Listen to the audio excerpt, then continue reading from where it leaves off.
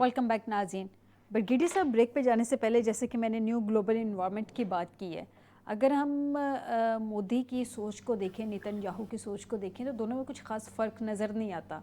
Sir, Gaza के अंदर जो कुछ इज़राइल कर रहा है, ये भी तो माइंडसेट वही वाला है ना मोदी की। अगर हम बात करें जो कुछ वो गाज़ा में कर रहे हैं, मुझे लगता है, मेरी पर्सनल परसेप्शन ये है, हो सकता है कि आपके एनालिसिस इससे डिफरेंट हो, मुझे लगता है यहाँ सोच जो है वो कुछ और है। ये वोटों से या इलेक्शंस के पास जो आके एक हमें जारियत नज़र आती है एलओसी पे, ये उससे हट के थोड़ी सी चीज़ है। इस वक्त शायद उनके दिमाग में ये है, जैसे अभी नगमाना साहबा ने बात की, मैं बिल्कुल उनसे सेकंड करती हूँ कि शायद वो समझ रहे हैं कि हम बहुत ज़्यादा ताकतवर हैं। उन्होंने हवाओं को शायद समझने में थोड़ी सी गलती कर दी है। अभी वो पाकिस्तान से माजी के 70-75 सालों में जो कुछ वो ना कर पाए हैं, उनको ऐसा लग रहा है जिस हवा में वो हैं कि वो शायद अब वो कर लेंगे, वो जो चाहते हैं वो कर सकते हैं, और शायद वो ये सोच रहे हैं कि वो पाकिस्तान को टफ टाइम भी दे सकते हैं। आपको लगता है कि ये एक एंगल भी हो सकता है इस सबका? बात ये कि हम जो प्राइम मिनिस्टर लेवल पे जो लोग पहुंचते हैं या पॉलिटिकल लीडरशिप के लेटर पे जब चढ़ते हैं तो उनको उनका एक मुस्तकबिल का विजन होता है। उनके अंदर एक पावर होती है कि वो झांक के देख सकते हैं कि आने वाले दिनों में क्या होगा। लेकिन जो साइकोपैथ होते हैं ना, वो अपनी ज़हनी तौर पे इतने मफलूज हो गए होते हैं कि वो अपने ही इर्द के एनवायरनमेंट जो है सिर्फ उनको देख रहे होते हैं। और इसकी बहुत बड़ी मिसाल तारीख में हिटलर है, जिसने अपना जर्मनी की मिलिट्री माइट डेवलप की, फिर एक सुपीरियर का कॉन्सेप्ट डेवलप करके उसने लोगों को अपनी थिंकिंग के ऊपर, अपनी सोच के ऊपर ला के और जर्मनी जंग में डूब दिया। और उसके बाद क्या हुआ, जर्मनी का तबाह बर्बाद हो गया। फिर उसके बाद में उसकी बिल्डअप हुई। नरेंद्र मोदी भी इस तरह के इंसान है। उसकी भी सोच में उसने अपनी जो मिलिट्री डेवलपमेंट कैपेबिलिटी है ना, उसको मुझे लगता है उसको थोड़ा ओवर एस्टिमेट करते उसके अंदर उसने हिंदुत्व का, मजहब का, दहशतगर्दी का एंगल डाल दिया। और वो मजबूरी है उसकी, क्योंकि आरएसएस की जो फिलॉसफी है, और आरएसएस 3 दफा तो अंग्रेज ने भी ब्लॉक की थी ना, बैन की थी। तो जो आरएसएस की फिलॉसफी है, वो सारी की सारी फिलॉसफी जो है वो दहशतगर्दी पे और पाकिस्तान बैशिंग पे बेस करती है। जब उनके ये जो परीक्षक उनको कहते हैं ट्रेनीज को, जब वो शाखाज में जो उनके ट्रेनिंग देते हैं वहां से हलफ लेते हैं, तो वो डंडा उठा के क्या कह रहे हैं, उनका सलूट देखें, वो हिटलर की तरह उनका सलूट है, और वो डंडा उठा के कह रहे होते हैं कि हम पाकिस्तान को नौजुबिल्लाह नुकसान पहुंचाएंगे तो फिर हम हमारी ट्रेनिंग कामयाब हो। तो जो इस एनवायरनमेंट से जो शख्स निकल के आया है, उसका आप अंदाजा लगा लीजिए कि उसकी सोच क्या होगी। अमित शाह भी उसी टेंडर का आदमी है। मोहन भगवत अभी तक आपको पता है इंडिया गेट पे क्या बकवास कर रहा था ट्विटर पे।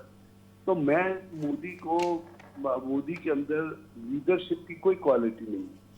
वो समझता है कि उसने वो शाइनिंग इंडिया का कॉन्सेप्ट मनमोहन सिंह ने दिया था, और मनमोहन सिंह था जिसने इंडिया इकोनॉमी को खोला था, ओपन मार्केट इकोनॉमी में वो लेके आया था। और उसके बाद बाकी इंडिया की इकोनॉमी चली गई। अभी चले उनके पास उनके फॉरेन एक्सचेंज रिजर्व ज्यादा है। वो बात करता है कि हम बड़े काम करेंगे, लेकिन बड़े काम करने के लिए आपको अपनी तबीयत के अंदर ठहराव चाहिए। बड़े काम उस वक्त होते हैं जब आप अपने मुल्क के अंदर और मुल्क की सरहदों के बाहर आप अमन, पीस और शांति कायम करें। अगर आपके जहन में हर वक्त ये हो कि आपने अपने नेबर को गाली देनी है, आपने अपने नेबर को लानतान करनी है, तो आप मुझे बताएं आप इंटरनली लुकिंग किस तरह करेंगे। उसको ये पता नहीं है कि उसको पता है कि पाकिस्तान के पास भी, पाकिस्तान ने 1947 में आजाद होने के बाद अपनी मिलिट्री भी डेवलप की है, नेवी भी डेवलप की है, एयरफोर्स भी डेवलप की है। हमारे पास क्रेडिबल किस्म का कन्वेंशनल फोर्सेज हैं। मैं न्यूक्लियर की बात नहीं करना चाहता, बिकॉज न्यूक्लियर जो है वो जंग के एम्बेड से बहुत बड़ी चीज है, जिसका हमें जिक्र भी नहीं करना चाहिए। वो जो तबाही होगी, वो जापान आज तक उस तबाही से गुजर रहा है। तो उसको पता नहीं, उसको पता है, लेकिन वो ये क्यों कर रहा है?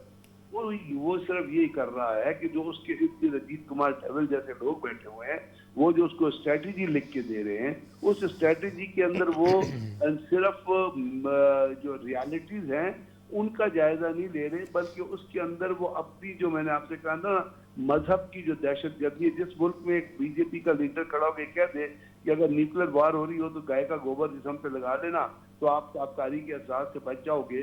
اس کا انالیسس آپ سمجھتے ہیں کہ جو ہے وہ ٹھیک گراؤنڈ ریالٹیز پہ مبنی ہوگا؟ انہوں نے ایک پالیسی لکھی ہے اور اس پالیسی کے اندر انہوں نے بہت ساری چیزیں لکھی ہیں, بہت ساری چیزیں انہوں نے ازیوم کر کے لکھی ہیں کہ ہم یہ کریں گے تو پاکستان یہ کرے گا, پاکستان یہ کرے گا تو ہم یہ کریں گے. تو بات یہ ہے کہ اس قسم کی طاقتیں کبھی بڑی طاقتیں نہیں بنتی جو ہر وقت جنگ, ہر وقت دہشت گردی, ہر وقت برائی, ہر وقت گالی گلوچ کی بات چیت کرے.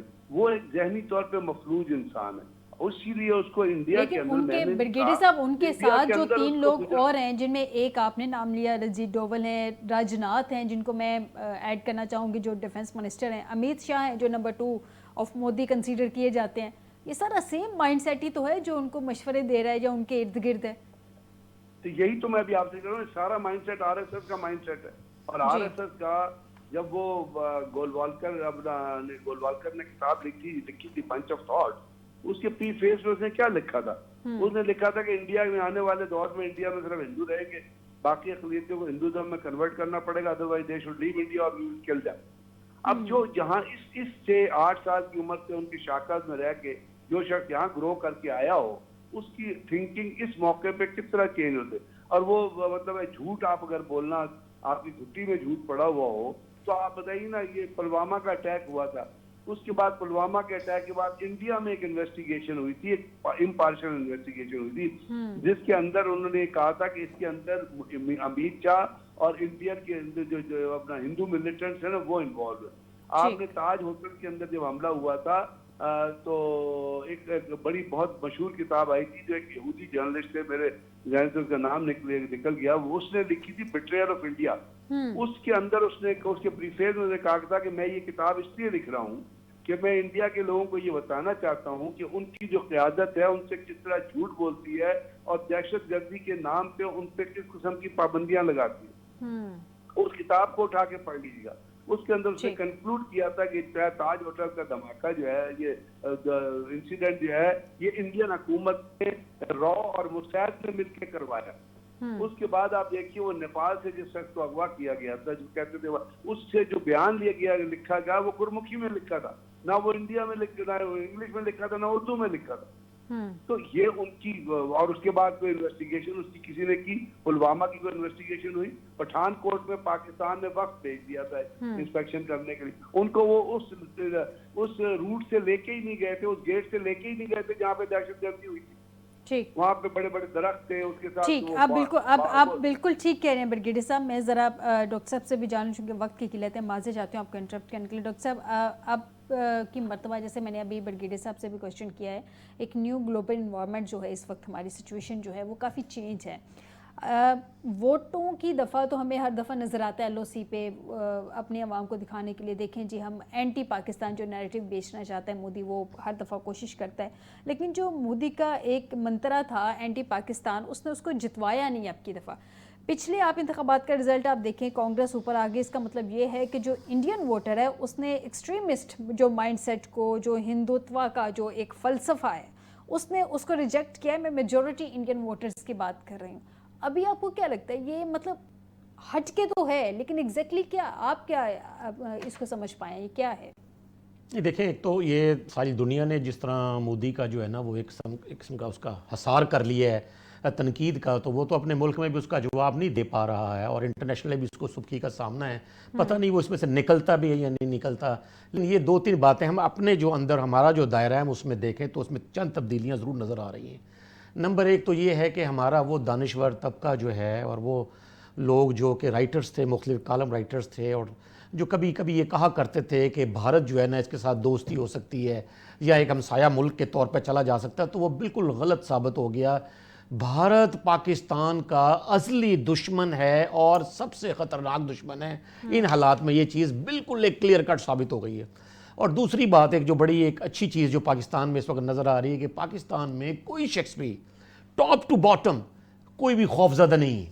اس صورتحال سے ایک نیا جذبہ, ایک نئی امنگ پوری قوم میں نظر آ رہی ہے. حالات کیسے بھی ہیں, کچھ بھی ہیں, سیاست کیا کہہ رہی ہے, سماجیات کیا کہہ رہا ہے, باقی انوائرمنٹل ایشوز کیا ہیں، اس کے باوجود ہر آدمی جو ہے نا وہ اس بات پر تلا ہوا ہے کہ اگر دفاع وطن کی بات ہوئی تو میں اپنی جان بھی دوں گا. تو میں تو یہ سمجھتا ہوں کہ یہ ایک بڑی ایک اچھی ایک چینج آئی ہے. اور تیسری ایک بات یہ جو ہے جو سب سے بڑی بات کہ اگر ڈائیلاگ ہونا ہے، چونکہ بھارت کا سب سے بڑا تکیہ جو اس کی مودی کی جس کی آپ بات کر رہی ہیں، میں تو جو جتنا بھی جائزہ لیا نا مختلف کالمز پڑھ کے اور مختلف چیزیں انڈیا کی بھی مختلف رائٹرز کی جو ہے نا وہ تحریریں دیکھ کے، تو ان کا خیال تھا کہ امریکہ ان کے لیے کوئی ایک بڑا راستہ نکالے گا اس میں سے.